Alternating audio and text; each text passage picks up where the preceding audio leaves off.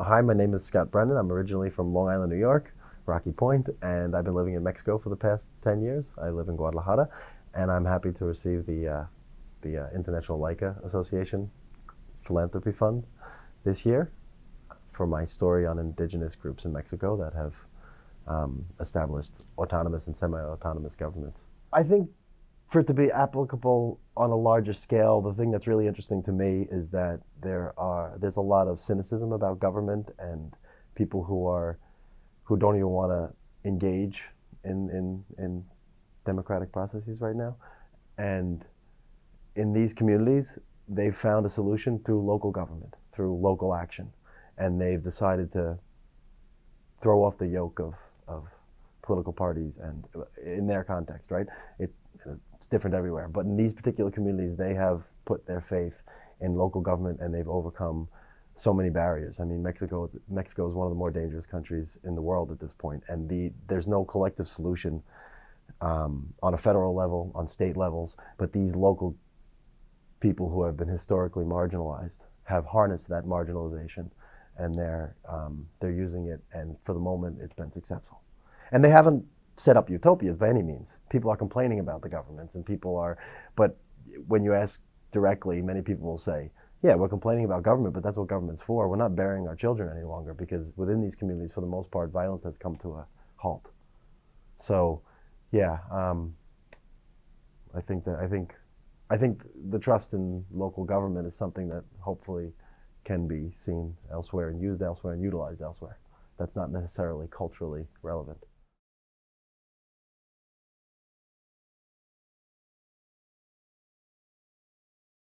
Yeah, so trust in these communities is extremely important to my work, and it wouldn't be possible without doing it. One of the communities that I work in, for instance, I had to be there about a month in advance, working, showing people my photography work, kind of getting the people to understand what I was working on, what I was intending to do. And then after about a month, I was given the opportunity to present in front of basically the entire community, because they have these huge assembly meetings, and that is the basis of the government, and it's basically the entire community. They have to come out and they have to make votes on anything that's going on. So at this particular assembly meeting, I had to give a presentation in front of about 1,000 people, and they had to literally vote on whether or not to bring me into the community, and when they allow me into the community to photograph. And when they voted for the first time, nobody even raised their hand, yes or no. And luckily, there was somebody in the community, a young guy, who spoke on my behalf, and he said, you know, this sounds like a great project, we should let him in. And eventually they voted me in.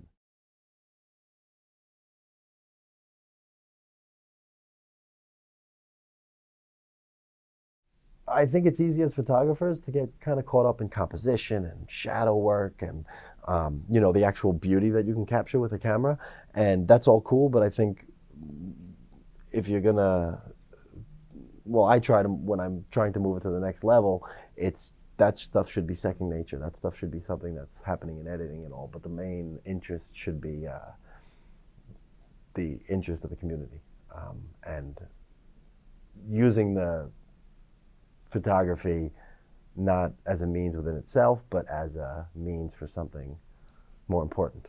Like I see other photographers come in, and I mean, they come in, they get their good picture, and they're so thrilled, and they get to their computer and they go to editing. I mean, yeah, I edit when I'm back in Guadalajara. I usually don't even edit while I'm in these communities, because first of all, my computer is not charged or whatever it may be.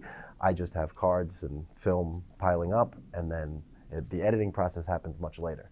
So while I'm there, I don't feel like I'm thinking about necessarily composition and, you know, the shadow is going to work in that particular photo. It's I'm there living with the community, and I think yeah, I mean, I think most photojournalists, this is something that they always struggle with, and it's always something that they're trying to, you know, it's something that we're always trying to polish and trying to make better.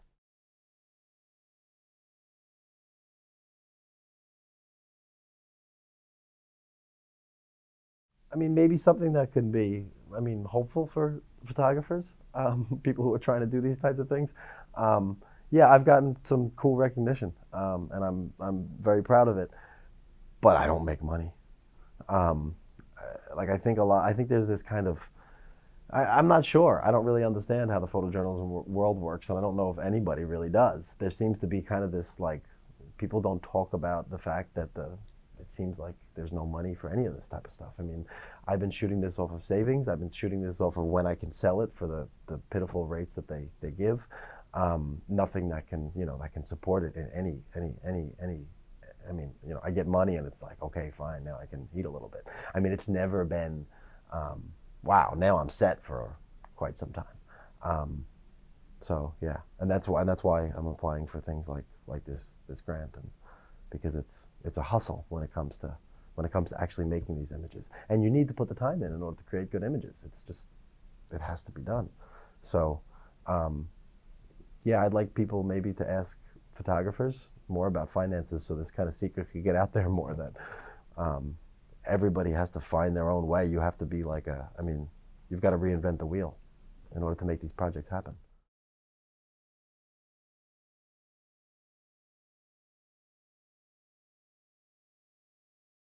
Okay, yeah. So from the very beginning, collaboration is, for me.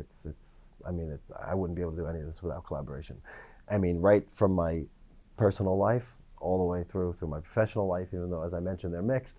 I've been collaborating. My wife, for instance, is an activist in Mexico, and she got me in touch with a whole bunch of activists and journalists and people who could kind of get me into these communities, and that's ongoing. She has an exhaustive list of contacts. And then in the communities, it's collaboration entirely all the way through, from the time I'm taking a picture to the time that I'm hopefully producing a book. The idea is to use these photos in a way that documents this particular moment in history. And then on a more professional level, I work with the Blue Earth Alliance, which is a nonprofit organization that has 501. They give photo projects and video projects 501(c) status, so you can raise funds in the United States. And I'm a member of the Blue Earth Alliance, and that's a huge source of collaboration, because right off the bat, you're working with some awesome professionals, both in the video world, who have a whole bunch of contacts. Each one of them is about 150 of us, and just really, really wonderful, interesting work.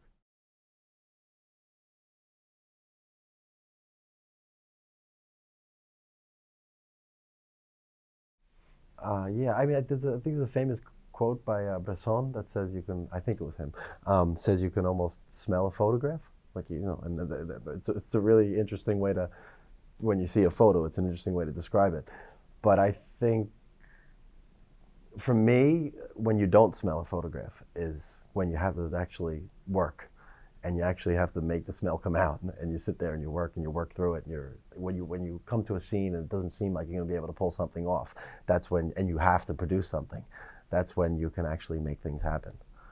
And I feel like a lot of my photographs, I would say, up to 50% of my more successful photographs are from situations where I would walk in and be like, oh, the lighting's terrible, or this or that, and I don't have the equipment to pull this off, and if I had this, if I had that, and yeah, work and work and work, and then before you know it, things start to smell.